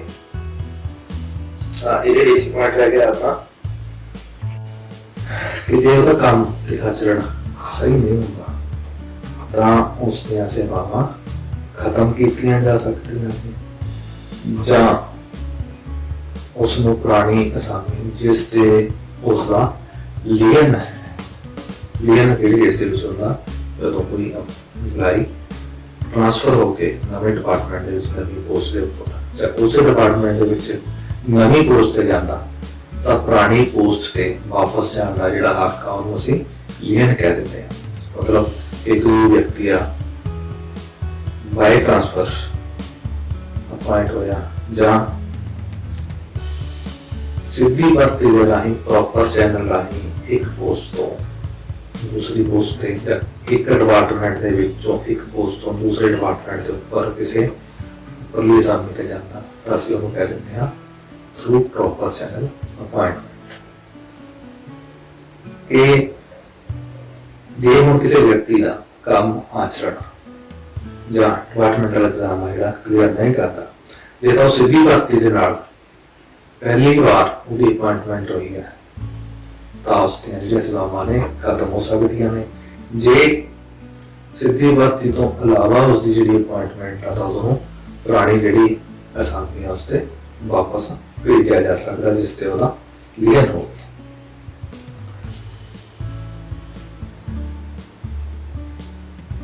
आगे लिखा कि if such person is appointed otherwise, मतलब जो सीधी भर्ती नहीं है जिसे वो तरीके उसकी भर्ती हुई है, revert him to his former post। और किया एक ही है इतने पर्टिकुलर केस की है कि जे कोई पर्सन एक पोस्ट तो हायर पोस्ट के ऊपर प्रमोट होगा, जिन्हें क्लर्क तो कोई सीनियर असिस्टेंट बनता है, ड्यूरिंग प्रोबेशन काम होगा ठीक नहीं है जां ਉਹਦਾ आचरण ठीक नहीं है तो उसनूं सीनियर असिस्टेंट की पोस्ट तो जिथे वो प्रमोट होया से उस तो पुरानी पोस्ट जिहड़ी कि क्लर्क है ਉਹਦੇ वापस भेजा जा सकता है। आगे सेकंड पॉइंट है deal with him in such other manner as the terms and condition of the previous appointment permit। जां देखो दी पहली जिहड़ी अपॉइंटमेंट है पिछली जिहड़ी पोस्ट आ ਉਹਦੀਆਂ जो टर्म एंड कंडीशन ने ਉਹਨਾਂ ਦੇ ਹਿਸਾਬ ਨਾਲ ਜਿਹੜੀ ਕਾਰਵਾਈ ਆ ਹੋ ਸਕਦੀ ਹੈ। ਅੱਗੇ ਜੀ प्रोबेशन का 7वां रूल आ जाता on completion of the period of probation of a person. मतलब जदों कोई व्यक्ति अपना परख काल का जिहड़ा समा पार कर लैंदा हुण तक जिहड़ी पहले पिछले सी गल कीती सीगी उत्थे सी एडवांस कंडीशन नहीं, किसी का काम नहीं ठीक है, आचरण नहीं ठीक है, डिपार्टमेंटल एग्जाम नहीं पास किया ताकि होगा। हुण की है जे किसी का प्रोबेशन पीरियड प्रोबेशन है जिहड़ा वो कंप्लीट हो जाता, मतलब उसका काम आचरण डिपार्टमेंटल एग्जाम भी उसने क्लियर कर लिया तो सारे कोई भी किसी तरह की हम जो कोई व्यक्ति अपना प्रोबेशन पीरियड है जिहड़ा वो पार कर लैंदा if his work and conduct has in its opinion has been satisfactory, किसी व्यक्ति का काम है satisfactory है पॉइंट वन आ जाता confirm such person from the date of his appointment or from the date of completion probation satisfactory। मतलब जो तो काम satisfactory है तसल्ली बख्श आचरण भी ठीक है तो उसनों पोस्ट के ऊपर कन्फर्म कर दिता जाता। हुण इत्थे की है कि जिहड़ा प्रोबेशन पीरियड हुंदा है प्रोबेशन पीरियड ਦੇ ਵਿੱਚ ਕਿਸੇ एम्प्लॉय ਦੇ ਉੱਪਰ ਕਿਸੇ ਤਰ੍ਹਾਂ ਦੀ ਜਿਹੜੀ ਕਾਰਵਾਈ ਆ ਜੇ ਉਹ ਕੰਮ ਨਹੀਂ ਕਰਦਾ, ਜੇ ਉਹ डिपार्टमेंटल एग्जाम पास नहीं करता ਜਾਂ ਉਹ ਆਚਰਣ ਠੀਕ ਨਹੀਂ ਹੈ ਤਾਂ ਉਸ ਦੇ ਉੱਪਰ ਜਿਹੜੀ ਹੈ ਕਾਰਵਾਈ ਆ ਆਸਾਨੀ ਦੇ ਨਾਲ ਸ਼ੁਰੂ ਕੀਤੀ ਜਾ ਸਕਦੀ ਹੈ। ਪਰੰਤੂ ਜਦੋਂ ਕਿਸੇ ਦਾ ਪ੍ਰਵੇਸ਼ਨ ਪੀਰੀਅਡ ਆ ਜਿਹੜਾ ਪਾਰ ਹੋ ਜਾਂਦਾ ਤਾਂ ਉਸ ਨੂੰ ਉਸ ਆਸਾਮੀ ਤੇ ਕਨਫਰਮ ਸਮਝਿਆ ਜਾਂਦਾ। ਮਤਲਬ ਇੱਕ ਤਰ੍ਹਾਂ ਦਾ ਕੀ ਕਹੋ ਕਿ ਉਹਦੀ ਜੋਬ ਆ ਉਹ ਪਹਿਲਾਂ ਦੇ ਨਾਲੋਂ ਸਿਕਿਉਰ ਹੋ ਜਾਂਦੀ ਆ। ਅੱਗੇ point and declare that he has completed his probation satisfactorily if he is already confirmed। ਜੇ ਉਸ ਨੂੰ ਕਨਫਰਮ ਪਹਿਲਾਂ ਤੋਂ ਕੀਤਾ ਹੋਇਆ ਐਸ ਦੇ ਆਰਡਰ ਪਾਸ ਕਰਨੇ ਪੈਂਦੇ ਨੇ ਕਿ ਇਸ ਕਰਮਚਾਰੀ ਨੇ ਜਿਹੜਾ ਆਪਣਾ ਪਰਖ ਕਾਲ ਦਾ ਸਮਾਂ ਵਕਤ ਪਾਰ ਕਰ ਲਿਆ ਗਿਆ। ਤਾਂ ਜੇਕਰ ਤੁਸੀਂ ਵੀ ਸਰਕਾਰੀ ਨੌਕਰੀ ਦੇ ਵਿੱਚ ਹੋ, ਤੁਹਾਡਾ ਪ੍ਰਵੇਸ਼ਨ ਦਾ ਪੀਰੀਅਡ ਆ 2 ਸਾਲ 3 ਸਾਲ ਜੋ ਵੀ ਹੈ, ਪਹਿਲਾਂ 2 ਸਾਲ ਹੁੰਦਾ ਸੀ 3 ਸਾਲ ਆ, ਜਦੋਂ ਪਾਰ ਹੋ ਜਾਂਦਾ ਵਾ ਤਾਂ ਉਸ ਦੇ ਜਿਹੜੇ ਆਰਡਰ ਆ ਉਹ ਤੁਹਾਨੂੰ ਮਿਲ ਜਾਣੇ ਜ਼ਰੂਰੀ ਹੈ। ਤੇ ਜਦੋਂ ਤੁਹਾਡਾ ਜਿਹੜਾ ਪ੍ਰਵੇਸ਼ਨ ਪੀਰੀਅਡ ਆ ਮੁਕੰਮਲ ਹੋ ਜਾਂਦਾ ਵਾ ਤਾਂ ਇਹਦੇ ਜਿਹੜੇ ਆਰਡਰ ਆ ਤੁਹਾਨੂੰ ਪੀਡੀ ਕਾਪੀ ਆ ਡਿਪਾਰਟਮੈਂਟ ਵੱਲੋਂ ਦਿੱਤੀ ਜਾਂਦੀ ਹੈ। ਜੇ ਡਿਪਾਰਟਮੈਂਟ ਵੱਲੋਂ ਨਹੀਂ ਮਿਲਦੀ ਤਾਂ ਤੁਸੀਂ ਆਪਣੀ ਐਪਲੀਕੇਸ਼ਨ ਤੇ ਲਿਖ ਕੇ ਕਿ ਮੇਰੀ ਭਰਤੀ ਇਸ ਤਰੀਕ ਨੂੰ ਹੋਈ ਸੀ, ਇਸ ਤਰੀਕ ਨੂੰ ਮੈਂ ਜੁਆਇਨ ਕੀਤਾ, ਇੰਨੇ ਟਾਈਮ ਪੀਰੀਅਡ ਦਾ ਜਿਹੜਾ ਮੇਰਾ ਪ੍ਰਵੇਸ਼ਨ ਆ ਉਹ ਕੰਪਲੀਟ ਹੋ ਚੁੱਕਿਆ, ਆਪਣੀਆਂ ਸਾਰੀਆਂ ACR ਸਮੇਂ ਸਿਰ ਭਿਜਵਾ ਕੇ ਜਿਹੜਾ ਪਰਖ ਕਾਲ ਦਾ ਜਿਹੜਾ ਸਮਾਂ ਵਾ ਉਹ ਪਾਰ ਕਰਨ ਦੇ ਜਿਹੜੇ ਆਰਡਰ ਆ ਉਹ ਲੈ ਲੈਣੇ ਚਾਹੀਦੇ ਆ। ਅੱਗੇ ਆ ਜਾਂਦਾ ਸੀ ਇਹਦਾ ਵੀ ਪਾਰਟ। ਜਦੋਂ ਪਰਖ ਕਾਲ ਦਾ ਸਮਾਂ ਪੂਰਾ ਹੋ ਜਾਂਦਾ, ਪਹਿਲਾਂ ਅਸੀਂ ਕੀਤਾ ਸੀ ਕਿ ਉਹਦੇ ਪ੍ਰਵੇਸ਼ਨ ਕਲੀਅਰ ਕਰਨਾ ਜਾਂ ਕਨਫਰਮ ਕਰਨਾ, ਤਾਂ ਕੀ ਉਹਦੀਆਂ ਕਰਵਾਈਆਂ ਨੇ। ਅੱਗੇ ਰਹਿੰਦਾ ਵੀ point if his work or conduct has not been in its opinion satisfactory or if he has failed to pass the departmental examination if any specified in the service rule। कि service rule ਦੇ ਵਿੱਚ ਜਿਹੜੀ condition ਲਗਾਈ ਗਈ ਸੀ ਉਹਦੇ accordingly departmental exam ਜੇ ਵੀ ਹੈ ਜੇ ਉਹ ਨਹੀਂ ਪਾਸ ਕਰਦਾ ਜਾਂ ਕੰਮ ਤੇ ਆਚਰਣਾ ਨਹੀਂ ਠੀਕ ਹੁੰਦਾ ਤਾਂ ਉਸ ਕੇਸ ਦੇ ਵਿੱਚ ਇੱਥੇ ਨਾ ਲਿਖਿਆ dispense with his service if appointed by the department or if appointed otherwise revert him to the former post or deal with him in such a manner in the terms and conditions of the previous appointment may permit। मैं पीछे से कह के आया कि जो का काम ते आचरण ठीक नहीं होता ਉਹਨੂੰ ਪੁਰਾਣੀ ਅਸਾਮੀ ਤੇ ਜਾਂ ਜਿਹੜੀ ਹੁੰਦੀ ਆ ਜਿਹੜੀ ਉਸ ਨੂੰ ਪੁਰਾਣੀ ਅਸਾਮੀ ਤੇ ਜਿਹੜਾ ਵਾ ਭੇਜਿਆ ਜਾ ਸਕਦਾ ਵਾ ਜਾਂ ਉਹਦੇ ਜਿਹੜੇ ਟਰਮ ਐਂਡ ਕੰਡੀਸ਼ਨਸ ਨੇ ਉਸ ਦੇ ਹਿਸਾਬ ਨਾਲ ਉਹਦੀ ਜਿਹੜੀ ਕਾਰਵਾਈ ਆ ਕੀਤੀ ਜਾ ਸਕਦੀ ਹੈ। ਅੱਗੇ ਸੈਕੰਡ ਪੁਆਇੰਟ ਆ ਗਿਆ ਇੰਪੋਰਟੈਂਟ ਪੁਆਇੰਟ ਆ extend his period of probation and thereafter pass such order as it could have passed on expiry of the period of probation as specified in sub-rule 1।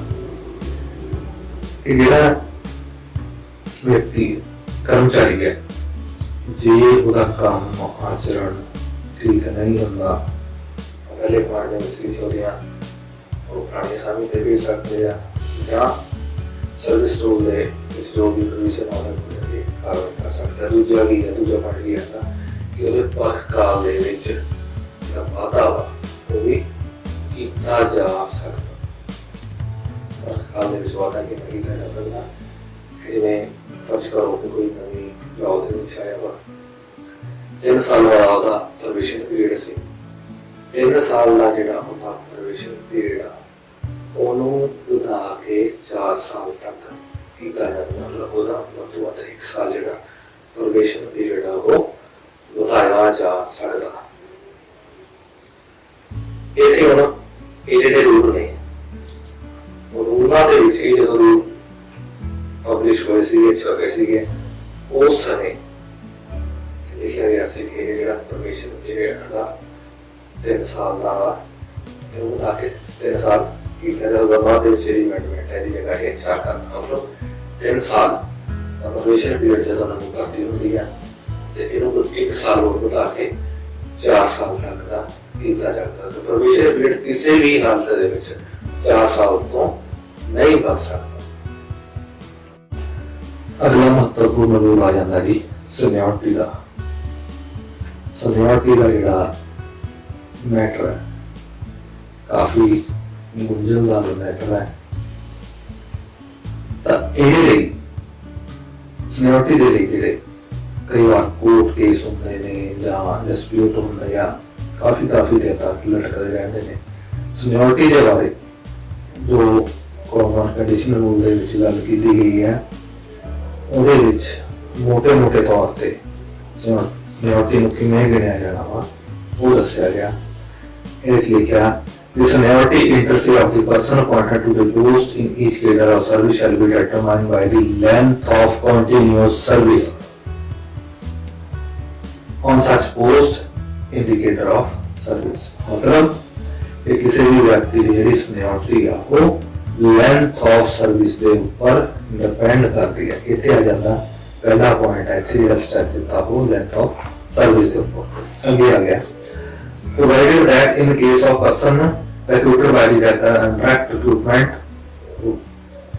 who joined within a period of specified in the order of appointment। उन जो सानू नियुक्ति पत्र जारी होता है ਉਹਦੇ ਵਿੱਚ टाइम पीरियड लिखा होता कि किन्ने समय ਦੇ ਵਿੱਚ ਅਸੀਂ ਉਸ ਪੋਸਟ ਦੇ ਉੱਪਰ ਜਾਂ ਅਪਾਇੰਟਮੈਂਟ ਲੈਟਰ ਦੇ ਅਕੋਰਡਿੰਗਲੀ ਅਸੀਂ ਕਿੰਨੇ ਦਿਨਾਂ ਦੇ ਵਿੱਚ ਜੁਆਇਨ ਕਰਨਾ। ਤਾਂ इतने इंपोर्टेंट आ जाता कि जो सानू अपॉइंटमेंट लैटर मिलता तो वो 15 दिन का 20 दिन का जिन्ना भी आम तौर पर 15 दिन का टाइम दिता होगा 15 दिन का जो टाइम दिता होया उस पोस्ट के लिए ज्वाइन कर लवांगे जी साडी सीनियोरिटी आ वो प्रभावित नहीं होगी। अगे लिखा है or within such period as may be extended from time to time by appointing authority।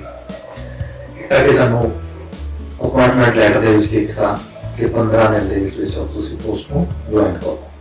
कई बार ਕੀ ਹੁੰਦਾ कि कोई ਜਿਹੜਾ एम्प्लॉई है इन्ने समय ਦੇ ਵਿੱਚ नवी पोस्ट ਦੇ ਉੱਪਰ ज्वाइन नहीं कर सकता ਤਾਂ ਉਸ ਕੇਸ ਦੇ ਵਿੱਚ ਜਿਹੜੀ ਹੈ ਉਹ ਡਿਪਾਰਟਮੈਂਟ ਤੋਂ ਪਰਮਿਸ਼ਨ ਲੈ ਕੇ ਉਹ ਰਿਟਨ ਐਪਲੀਕੇਸ਼ਨ ਦੇਗਾ ਤੇ ਡਿਪਾਰਟਮੈਂਟ ਤੋਂ ਪਰਮਿਸ਼ਨ ਲਏਗਾ ਕਿ ਮੈਨੂੰ ਜੁਆਇਨ ਕਰਨ ਦੇ ਲਈ ਕੁਝ ਸਮਾਂ ਹੋਰ ਦਿੱਤਾ ਜਾਵੇ।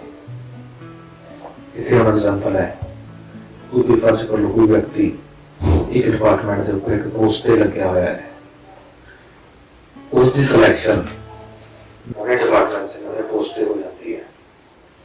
ਪੁਰਾਣੀ जो पोस्ट काम कर रहे हो उत्थे कोई कंडीशन है कि उन्हें 1 महीने का या 2 महीने का नोटिस देना है नौकरी छोड़ने तो पहला जहाँ उसने पुरानी नौकरी के ऊपर कोई किसी तरह का बॉन्ड या एग्रीमेंट किया होगा कि भी जो नौकरी छड़ के जाएगा शॉर्ट नोटिस थे तो उसको बॉन्ड या एग्रीमेंट के मुताबिक राशि जमा करवानी हो सकती है। तो इस केस ਦੇ ਵਿੱਚ ਚਾਹੇ ਇਸ ਤੋਂ ਇਲਾਵਾ ਕੋਈ ਹੋਰ ਵੀ ਕੇਸ ਹੋ ਸਕਦੇ ਆ ਉਹ ਕੇਸਾਂ ਦੇ ਵਿੱਚ ਉਹ ਜਿਹੜਾ EMPLOYEE ਹੈ ਜਿਹਨੂੰ ਅਪਾਇੰਟਮੈਂਟ ਲੈਟਰ ਮਿਲਿਆ ਜੌਬ ਆਫਰ ਹੋਈ ਹੈ ਤਾਂ ਉਹ ਡਿਪਾਰਟਮੈਂਟ ਤੋਂ ਪਰਮਿਸ਼ਨ ਲੈ ਸਕਦਾ ਵਾ ਕਿ ਮੈਨੂੰ ਸਰਵਿਸ ਤੇ ਜੁਆਇਨ ਕਰਨ ਦੇ ਲਈ ਇੰਨੇ ਹਫ਼ਤੇ ਦਾ ਜਾਂ ਇੰਨੇ ਮਹੀਨੇ ਦਾ ਜਿਹੜਾ ਸਮਾਂ ਵਾ ਦਿੱਤਾ ਜਾਵੇ।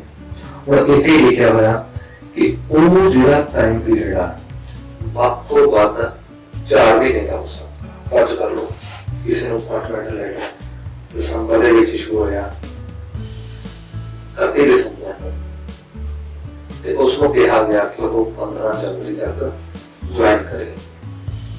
ਉਹ ਕਰਮਚਾਰੀ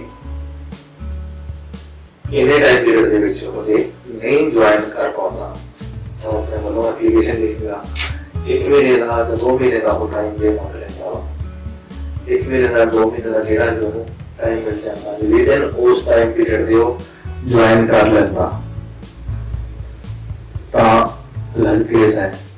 ਜੇ ਉਸ ਟਾਈਮ ਪੀਰੀਅਡ ਦੇ ਵਿੱਚ ਉਹ ਨਹੀਂ ਜੁਆਇਨ ਕਰਦਾ ਜਾਂ ਉਹ ਵਿਅਕਤੀ ਨੂੰ ਵੱਧ ਤੋਂ ਵੱਧ 4 ਮਹੀਨੇ ਦਾ ਜਿਹੜਾ ਟਾਈਮ ਆ ਜੁਆਇਨ ਕਰਨ ਦੇ ਲਈ ਦਿੱਤਾ ਜਾ ਸਕਦਾ। ਜੇ 4 ਮਹੀਨੇ ਦੇ ਵਿੱਚ ਉਹ ਜੁਆਇਨ ਕਰ ਲੈਂਦਾ ਤਾਂ ਉਸ ਕੇਸ ਦੇ ਵਿੱਚ ਉਹ ਦੱਸਿਆ ਹੋਇਆ ਹੈ within such period as may be extended from time to time by appointing authority subject to maximum of 4 months from the date of order of appointment, the order of merit determined by the commission or board as the case may be shall not be disturbed। मतलब ਕਿ ਜੇ appointment letter ਸਾਨੂੰ issue ਹੋਇਆ, ਅਸੀਂ 15 ਦਿਨ ਦੇ ਵਿੱਚ ਜਾਂ ਅਸੀਂ ਅਪਾਇੰਟਮੈਂਟ ਦੇ ਟਾਈਮ ਨੂੰ ਐਕਸਟੈਂਡ ਕਰਵਾਉਣ ਦੀ ਪਰਮਿਸ਼ਨ ਲੈ ਲੈਂਦੇ ਹਾਂ, ਵੱਧ ਤੋਂ ਵੱਧ 4 ਮਹੀਨੇ ਦਾ ਹੋ ਸਕਦਾ। मतलब ਕਿ ਫਰਜ਼ ਕਰ ਲਓ ਤੁਸੀਂ 2 ਮਹੀਨੇ ਦਾ ਟਾਈਮ ਲੈ ਲਿਆ ਤੇ 2 ਮਹੀਨੇ ਦੇ ਵਿੱਚ ਤੁਸੀਂ ਜੁਆਇਨ ਕਰ ਲੈਂਦੇ ਹੋ, ਤਾਂ ਜਿਹੜੀ ਸੀਨੀਅਰਟੀ ਹੈ ਉਸ ਦਾ ਜਿਹੜਾ ਆਧਾਰ ਆ ਉਹ ਮੈਰਿਟ ਹੋਵੇਗਾ। ਉੱਥੇ ਅਸੀਂ ਜਿਹੜੀ ਲੈਂਥ ਆਫ ਜਿਹੜੀ ਸਰਵਿਸ ਆ ਉਹ नहीं देखनी, ओके मतलब मैरिड हो डिस्टर्ब नहीं करना। अगे और केस आ गया कि जी 4 महीने ਦੇ ਵਿੱਚ ਪਤਾ ਨਹੀਂ ਜੁਆਇਨ ਕਰਦਾ। provided for that in case of a person is permitted to join the post after the expiry of set period of 4 months in the consultation with the commission or board as the case may be, the seniority shall be determined from the date he joins the post। For example ਲਈ ਸੀ 31 ਦਸੰਬਰ ਨੂੰ ਕਿਸੇ ਨੂੰ appointment ਮਿਲਦਾ letter, ਪਰ ਉਹ person ਨਹੀਂ ਉਸ time period ਦੇ ਵਿੱਚ ਜੁਆਇਨ ਕਰਦਾ ਜਾਂ ਪਰਮਿਸ਼ਨ ਲੈ ਲੈਂਦਾ, ਪਰ ਉਹ ਜਿਹੜੀ ਪਰਮਿਸ਼ਨ ਆ ਉਹ 4 ਮਹੀਨੇ ਤੋਂ ਜਿਹੜਾ ਸਮਾਂ ਵਾ ਉੱਪਰ ਹੋ ਜਾਂਦਾ ਵਾ, ਤਾਂ ਜਿਹੜੀ ਉਹ ਸੀਨੀਅਰਟੀ ਆ ਉਸਦੀ ਉਹ ਮੈਰਿਟ ਦੇ ਹਿਸਾਬ ਨਾਲ ਨਹੀਂ ਬਣੇਗੀ। ਜਿਸ ਤਰੀਕ ਤੋਂ ਉਹ ਸਰਵਿਸ ਜੁਆਇਨ ਕਰਦਾ ਵਾ ਉਸ ਡੇਟ ਤੋਂ ਦੀ ਸੀਨੀਅਰਟੀ ਆ ਮਿਲਣੀ ਜਾਏਗੀ। ਉਹ ਤੇ ਐਗਜ਼ਾਮਪਲ ਲੈ ਰਹੇ ਸੀ, ਦਸੰਬਰ ਦੇ ਵਿੱਚ 31 ਦਸੰਬਰ ਨੂੰ ਅਪਾਇੰਟਮੈਂਟ ਲੈਟਰ ਮਿਲਿਆ ਤੇ ਉਸ ਵਿਅਕਤੀ ਨੇ ਅੱਜ ਦਾ 6 ਮਹੀਨੇ ਦਾ ਸਮਾਂ ਮੰਗ ਲਿਆ ਜਾਣ ਦੇ ਲਈ, ਤਾਂ ਉਹ ਮਈ ਜਾਂ ਜੂਨ ਮਹੀਨੇ ਦੇ ਵਿੱਚ ਜੁਆਇਨ ਕਰਦਾ, ਉਹਦੀ ਜਿਹੜੀ ਸੀਨੀਅਰਟੀ ਆ ਉਹ ਉਸਨੂੰ ਜਿਹੜੀ ਤਰੀਕ ਨੂੰ ਜੁਆਇਨ ਕਰੇਗਾ ਉਸ ਤਰੀਕ ਤੋਂ ਜਿਹੜੀ ਉਸ ਸੀਨੀਅਰਟੀ ਆ ਉਹ ਮਿਲੇਗੀ। ਮੈਰਿਟ ਆ ਉਸ ਦੇ ਕੇਸ ਦੇ ਵਿੱਚ ਮੈਰਿਟ ਦੇ ਹਿਸਾਬ ਤੇ ਉਹ ਸੀਨੀਅਰਟੀ ਨਹੀਂ ਮਿਲ ਸਕਦੀ। ਇਸ ਇਹ ਵੀ ਲਿਖਿਆ ਹੋਇਆ ਕਿ ਫਰਜ਼ ਕਰ ਲਓ ਪਹਿਲਾਂ ਇੱਕ ਭਰਤੀ ਹੁੰਦੀ ਹੈ, ਇੱਕ ਬੈਚ ਦੇ ਵਿੱਚੋਂ ਕੋਈ ਵਿਅਕਤੀ ਨਹੀਂ ਜੁਆਇਨ ਕਰਦਾ, ਉਸ ਤੋਂ ਬਾਅਦ 2-4-6 ਮਹੀਨੇ ਬਾਅਦ ਨਵੀਂ ਭਰਤੀ ਦੀ ਪ੍ਰਕਿਰਿਆ ਚੱਲਦੀ ਹੈ ਅਤੇ ਜਿਹੜੇ ਪੁਰਾਣੀ ਭਰਤੀ ਦੀ ਚੱਲ ਰਹੀ ਸੀ ਉਸ ਦੇ ਵਿੱਚੋਂ ਕੋਈ ਵੇਟਿੰਗ ਲਿਸਟ ਦੇ ਵਿੱਚੋਂ ਜੁਆਇਨ ਕਰ ਜਾਂਦਾ ਵਾ, ਤਾਂ ਜਿਹੜੀ ਨਵੀਂ ਭਰਤੀ ਵਾਲਾ ਵਾ ਉਹ ਸੀਨੀਅਰ ਹੋਏਗਾ। ਪੁਰਾਣੀ ਭਰਤੀ ਦੇ ਵਿੱਚ ਜਿਸ ਦਾ ਨੰਬਰ ਆਇਆ ਸੀ ਪਰ ਉਹਨੇ ਜੁਆਇਨ ਬਾਅਦ ਦੇ ਵਿੱਚ ਕੀਤਾ ਤਾਂ ਉਹ ਜੂਨੀਅਰ ਗਿਣਿਆ ਜਾਏਗਾ। ਇਸ ਤੋਂ ਇਲਾਵਾ ਹੋਰ ਸੀਨੀਅਰਟੀ ਨਾਲ ਸੰਬੰਧਿਤ ਕੁਝ ਪੁਆਇੰਟ ਦਿੱਤੇ ਗਏ ਆ ਜਿਹੜੇ important है। Provided for that in case of 2 or more person appointed on the same date, दो कर्मचारी इकट्ठे ज्वाइन करते हैं, इको नीति में ज्वाइन करते हैं, उस केस ਦੇ ਵਿੱਚ ਜਿਹੜੀ ਸੀਨੀਅਰਟੀ ਹੈ ਕਿਵੇਂ ਕੰਸੀਡਰ ਹੋਣੀ ਹੈ। ਪਹਿਲਾ ਪੁਆਇੰਟ ਹੈ person appointed by direct appointment shall be senior to a person appointed otherwise। ਇੱਥੇ ਕੀ ਹੈ, फर्ज कर लो 1 जनवरी को 2 जने सीनियर असिस्टेंट की पोस्ट के ऊपर ज्वाइन करते हैं। 2 जने के विचों एक क्लर्क तो प्रमोट होकर सीनियर असिस्टेंट बनया, एक डायरेक्ट रिक्रूटमेंट दे राही सीधी भर्ती दे राही सेवा दे विच नौकरी दे विच आया, ਤਾਂ ਉਸ केस दे विच ਜਿਹੜਾ डायरेक्ट रिक्रूटमेंट वाला एम्प्लॉय आ वो सीनियर होएगा, ਜਿਹੜਾ बाय प्रमोशन ਜਾਂ अदरवाइज लिखा होया किसी ਹੋਰ तरीके ਨਾਲ सीधी भर्ती हुई है वो जूनियर होएगा। A person appointed by promotion shall be senior to a person appointed by transfers। ਹੁਣ ਦੋ ਵਿਅਕਤੀ ਇੱਕ ਤਰੀਕ ਨੂੰ ਜੁਆਇਨ ਕਰਦੇ ਆ, ਇੱਕ ट्रांसफर होके आਉਂਦਾ ਤੇ ਦੂਸਰਾ प्रमोशन होके आਉਂਦਾ। ਜਿਹੜਾ ट्रांसफर होके आया वो जूनियर होएगा, ਜਿਹੜਾ प्रमोशन होके आया वो सीनियर होएगा। Third point, in case of person appointed by promotion or transfer, seniority shall be determined according to the seniority of such person in the appointment on which they were promoted or transferred। ਜੇ ਕੋਈ ਦੋ ਵਿਅਕਤੀ ਨੇ ਜਾਂ ਕਹ ਲੋ ਕਿ promotion ਜਾਂ ਬਾਈ transfer ਜੇ ਕੋਈ ओके ਭਰਤੀ ਹੁੰਦਾ। Seniority shall be determined according to the seniority of such person in the appointment from which they were promoted or transferred। ਇਹ ਜਿਹੜੀ ਉਹ ਪੋਸਟ ਤੋਂ ਪ੍ਰਮੋਟ ਹੋ ਕੇ ਜਾਂ ਟ੍ਰਾਂਸਫਰ ਹੋ ਕੇ ਆਇਆ ਉਹਦੇ ਅਕੋਰਡਿੰਗ ਜਿਹੜੀ ਸੀਨੀਅਰਿਟੀ ਆ ਉਹ ਬਣਾਈ ਜਾਵੇਗੀ। ਕਹਿ ਜਾਂਦਾ ਜੀ in case of person appointed by transfer from the different cadres their seniority shall be determined according to pay preferences being given to a person who has attained a higher rate of pay in his previous appointment। फर्ज कर लो कि एक post के ऊपर दो व्यक्ति आते हैं जिन्हों का केडर है अलग अलग है। एक क्लर्क तो सीनियर असिस्टेंट बनना, एक जूनियर स्केल स्टैनो तो सीनियर असिस्टेंट बन जाता। उस केस दे विच जिहड़ी सीनियरिटी है वो तनख्वाह के हिसाब नाल बनेगी। जिसकी तनख्वाह ज्यादा है पुरानी असामी ते वो सीनियर होएगा, जिसकी तनख्वाह घट है वो जूनियर होएगा। अगे आ जाता है साडे बड़े rule liability of member of service to transfers. इसलिए लिखा है कि a member of service may be transfer to any post whether included in any other service or not on the same term and condition as specified in rule 3.17 of the Punjab Civil Service Rule Volume 1 Part 1। ਇਹਦੇ ਬਾਰੇ ਕੀ ਲਿਖਿਆ ਕਿ ਇੱਕ ਵਿਅਕਤੀ ਨੂੰ ਕਿਸੇ ਵੀ time ਦੂਸਰੀ ਅਸਾਮੀ ਦੇ ਉੱਪਰ ਭੇਜਿਆ ਜਾ ਸਕਦਾ ਹੈ। ਇਹਨਾਂ ਇੰਪੋਰਟੈਂਟ ਨਹੀਂ ਹੈ ਇਹ ਪੁਆਇੰਟ। ਅੱਗੇ liability to serve important point ਹੈ। A member of a service shall be liable to serve at any place, whether within or out of the state of Punjab, on being ordered so to do by appointing authority।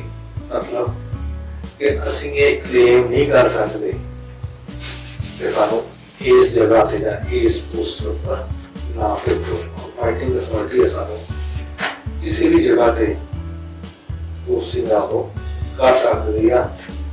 यही नहीं है कि जो Punjab government का employee है उसकी service सारी service दौरान पंजाब दे विच ही रहेगी। उसकी जिहड़ी पोस्टिंग है या ट्रांसफर है वो पंजाब को बाहर भी हो सकती है। ये हुण कईयां नूं ये देखा होगा कि पंजाब गवर्नमेंट के जिहड़े दफ्तर ने वो सिर्फ पंजाब दे विच ही है। ये बिल्कुल सही नहीं है।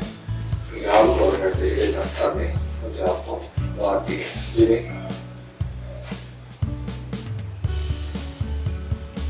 जिवें पंजाब गवर्नमेंट का पंजाब भवन है नवी दिल्ली विखे, उत्थे भी पंजाब गवर्नमेंट के जिहड़े एम्प्लाई है उन्होंने ट्रांसफर किया जाता है।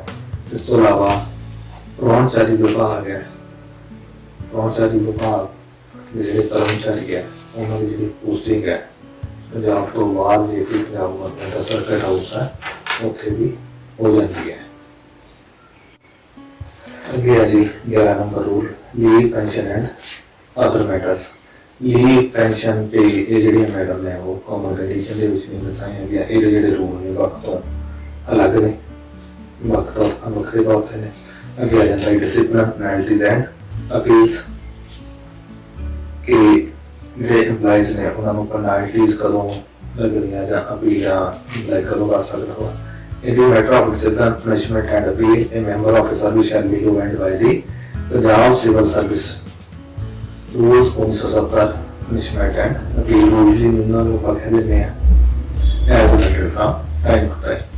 ये भी ਜਿਹੜੇ रूल ਨੇ ਉਹ अलग तो ने बहुत इंपॉर्टेंट ने। इस बारे भी ਅਸੀਂ एक ਵੱਖਰਾ वीडियो बना के उस ਜਿਹੜੀ जानकारी है साझी करांगे। आगे आ गया जी एक पॉइंट इंपॉर्टेंट रूल जो आ गया वो की है लायबिलिटी फॉर वैक्सीनेशन एंड रीवैक्सीनेशन। आजकल जिवें आपको पता है कि कोरोना का टाइम चल रहा, इस टाइम पीरियड के विच सरकार वालों सर्कुलर जारी करके एम्प्लाइज को ये कहा जा रहा कि वो अपने कोविड की जी वैक्सीन है वो लगवाउण। कई कर्मचारी है जिहड़े इस रूल नूं नहीं मन रहे, मनण तो इनकारी ने।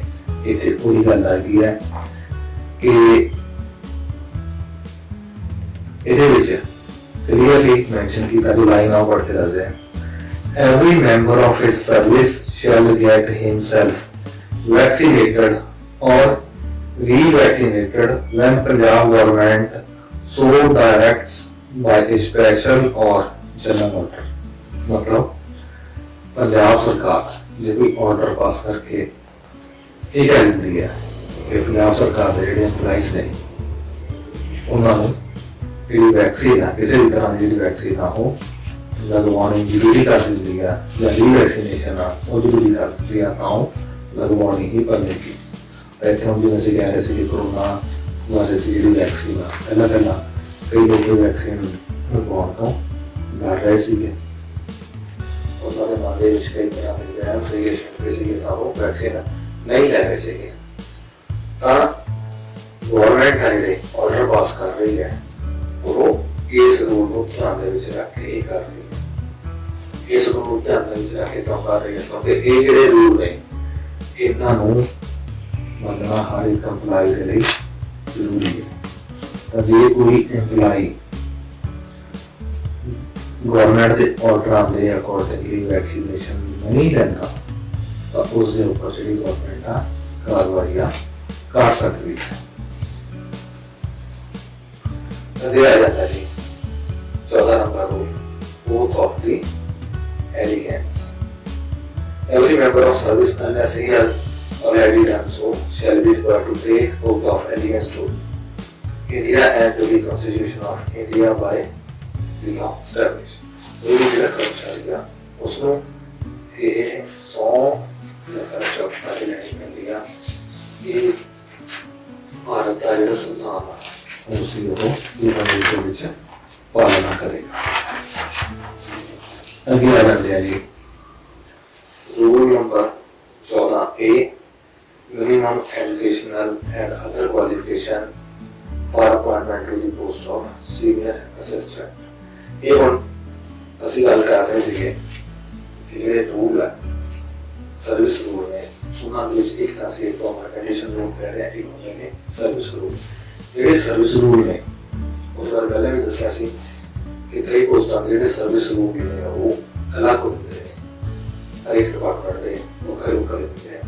और जो कॉमन रूल ने वो सीनियर असिस्टेंट किसी भी डिपार्टमेंट के डिपार्टमेंट सीनियर असिस्टेंट की पोस्ट पे होनी ना ਉਹਦੇ ਲਈ ਜਿਹੜੀ ਕੰਡੀਸ਼ਨਸ ਨੇ ਜਾਂ ਕਹ ਲਓ ਕੁਆਲੀਫਿਕੇਸ਼ਨਸ ਨੇ ਉਹ ਕਾਮਨ ਕੰਡੀਸ਼ਨ ਰੂਲ ਦੇ ਵਿੱਚ ਹੀ ਦੱਸੀਆਂ ਗਈਆਂ ਨੇ। ਮਤਲਬ ਇਹਦਾ ਮਤਲਬ ਇਹ ਹੁੰਦਾ ਕਿ ਕਿਸੇ ਵੀ ਵਿਭਾਗ ਦੇ ਵਿੱਚ ਸੀਨੀਅਰ ਅਸਿਸਟੈਂਟ ਜੋ ਪ੍ਰਮੋਟ ਹੋਵੇਗਾ ਜਾਂ ਸਿੱਧਾ ਭਰਤੀ ਹੋਵੇਗਾ ਉਸ ਦੇ ਜਿਹੜੇ ਰੂਲ ਨੇ ਉਹ ਕਾਮਨ ਕੰਡੀਸ਼ਨ ਵਾਲੇ ਹੀ ਲਾਗੂ ਹੋਣਗੇ। ਇਹਨਾਂ ਰੂਲਾਂ ਨੂੰ ਤੁਸੀਂ आसानी के नाल पढ़ के ਜਿਹੜਾ ਉਹ समझ सकते हो।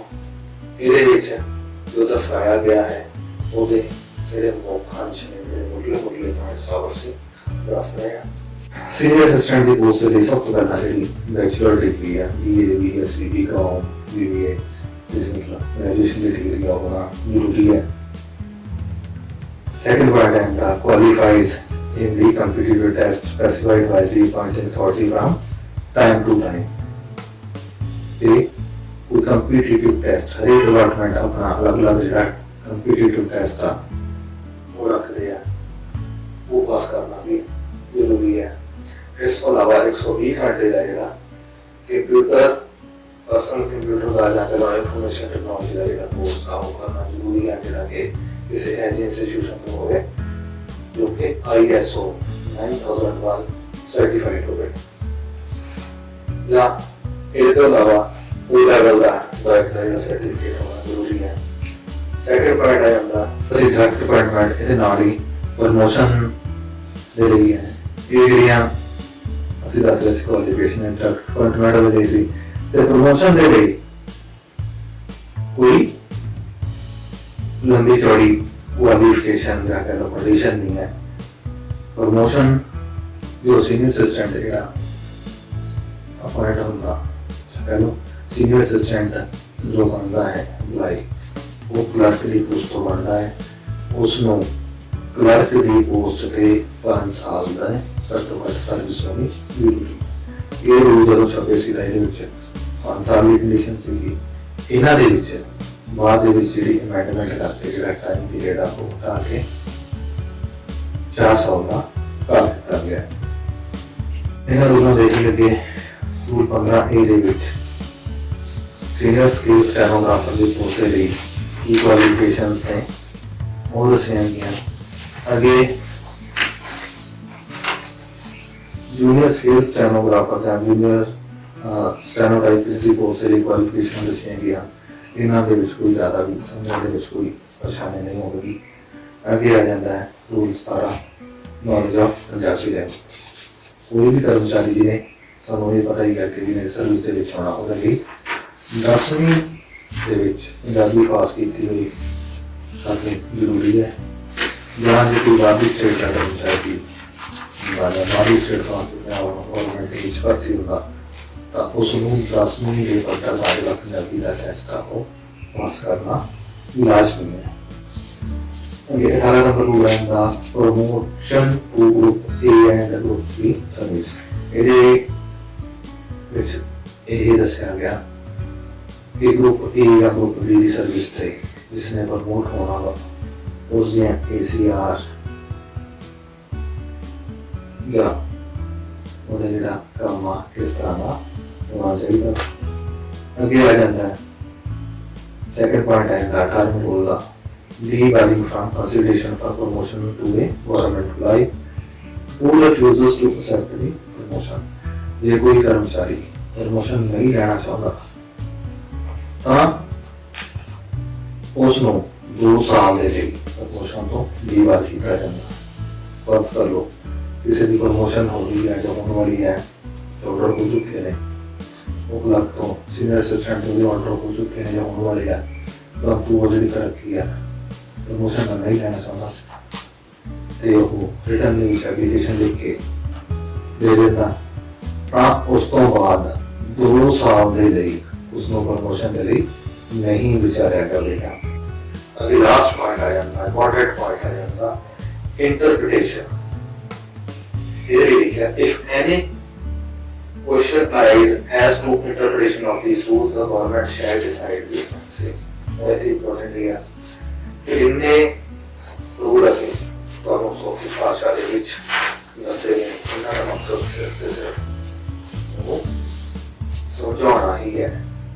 ਕਿਸੇ ਵਰਡ ਦੀ ਕਿਸੇ ਅੱਖਰ ਦੀ ਕਿਤੇ ਜੇ ਕੋਈ ਇੰਟਰਪ੍ਰੀਟੇਸ਼ਨ ਹੈ, ਕਿਸੇ ਡਿਪਾਰਟਮੈਂਟ ਨੂੰ ਕੋਈ ਕਲੈਰੀਫਿਕੇਸ਼ਨ ਚਾਹੀਦੀ ਹੈ ਜਾਂ ਸਪਸ਼ਟੀਕਰਨ ਜਾਂ ਅਗਵਾਈ ਚਾਹੀਦੀ ਹੈ, ਕੋਈ ਰੂਲ ਕਲੀਅਰ ਨਹੀਂ ਹੈ ਤਾਂ ਇਹਦੇ ਬਾਰੇ ਜਿਹੜੀ ਗਵਰਨਮੈਂਟ ਆ ਉਹੀ ਕਲੈਰੀਫਾਈ कर सकते हैं। गवर्नमेंट का मतलब इतनी है डिपार्टमेंट ऑफ पर्सनल विभाग है जिहड़ा हो वही किसी भी पॉइंट का जिहड़ा स्पष्टीकरण हो दे सकता है। साथियों ये साडा पहला वीडियो सी जिहदे विच असीं कोशिश कीती है कि तुहानूं जिहड़ी है जानकारी है जिहड़ी महत्वपूर्ण जानकारी है उन्हें सौखे शब्दां दे विच समझा सकीए।